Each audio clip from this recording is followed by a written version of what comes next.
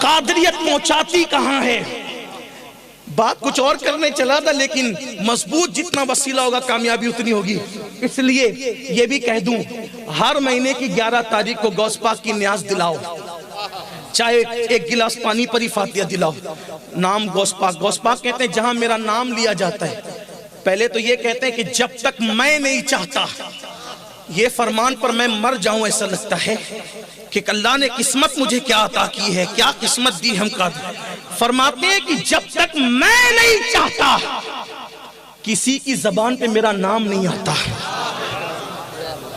فرماتے ہیں جب تک میں نہیں چاہتا کسی کی زبان پہ میرا نام نہیں آتا, اور جس کی زبان پہ میرا نام آتا ہے پھر وہ کبھی مصیبت میں نہیں رہتا.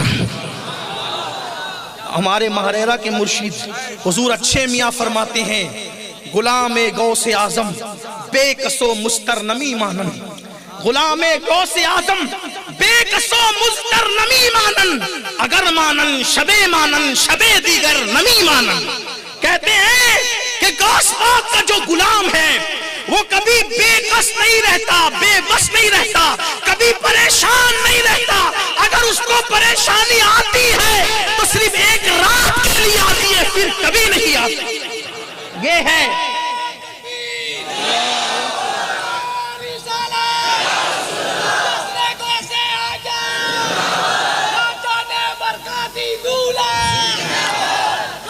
تو بات سمیٹتے ہوئے آخری بات جو کہنے چلا تھا, نسبت جوڑو غوث پاک سے, غریب نواز سے, اپنے بزرگوں سے, ان کے غلام بنو, اٹھتے بیٹھتے ان کا نام لو, حضور سے نسبت جوڑو. لیکن یہ کہ پھر کہتا ہوں نماز کے بغیر, عمل کے بغیر, سچائی کے بغیر, تقوی کے بغیر, پرہیزگاری کے بغیر, حلال کھائے بغیر ان سے نسبتیں نہیں جڑ سکتی.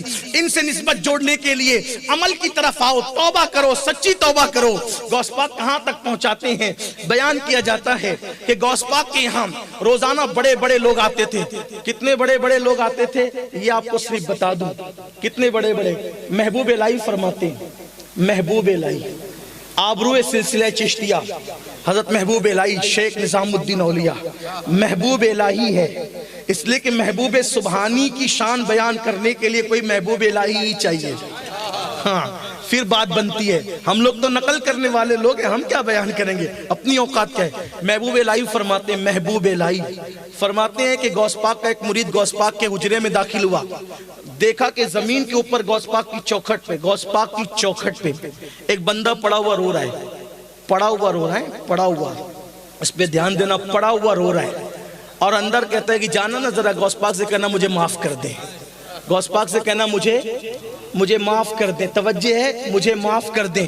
وہ قادری غلام اندر گیا, کہا سرکار وہ جو دروازے پہ پڑا ہوا ہے معافی مانگ رہا ہے, اس کو معاف کر دیجئے. مسکرا کے کہا بیٹے جانتا ہے وہ کون ہے؟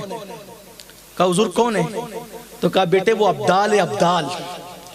کون ہے؟ عبدال. عبدال سمجھا؟ عبدال. عبدال کس کو کہتے ہیں؟ ولی ہزاروں کی تعداد میں ہو سکتے ہیں, لاکھوں کی تعداد میں ہو سکتے ہیں.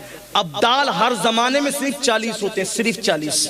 یعنی کتنی محدود اور سلیکٹڈ کوالٹی ہے کہ ہزاروں میں یہ 40 ہوتے ہیں. اور یہ عبدال کون ہے؟ حضور کی حدیث ہے, اجابت الغوث میں علامہ شامی نے لکھا ہے, انہی عبدالوں کی وجہ سے بارش برستی ہے, انہی عبدالوں کی وجہ سے مصیبتیں ٹلتی ہیں, انہی عبدالوں کی برکت سے مسلمان جنگ میں فتح حاصل کرتے ہیں, انہی عبدالوں کی وجہ سے زمین سے اناج پیدا ہوتا ہے, انہی عبدالوں کی وجہ سے مومنوں کو عزت ملتی ہے. یہ عبدال لوگ اتنے بڑے ہوتے ہیں اور وہ عبدال وہاں پڑا ہوا ہے. اگر یہ بات کتاب میں نہ لکھی ہوتی تو عبدال کے لیے کبھی پڑے ہوئے کا لفظ کہنے میں میری ہمت نہیں تھی, لیکن بات کہہ رہا ہوں. کہا بیٹا وہ جو پڑا ہوا ہے وہ عبدال ہے, عبدال. کہا عبدال ہے سرکار, اس کی یہ حالت ہوئی کیسے؟ کہا بیٹا اس لیے ہو گئی کہ اس کے اور بھی 2 دوست تھے, یہ تینوں بغداد میں اڑتے ہوئے جا رہے تھے, اڑتے ہوئے جا رہے تھے. لیکن جب اپنی خانقاہ قادری آئی نا, غوث پاک کی خانقاہ, جب اپنی خانقاہ قادری آئی تو ایک عبدال ادب کی وجہ سے دائیں ہٹ گیا اور دوسرا عبدال ادب کی وجہ سے بائیں ہٹ گیا. انہوں نے سوچا میں بھی ولی وہ بھی ولی, میں نے کیوں ہٹنا؟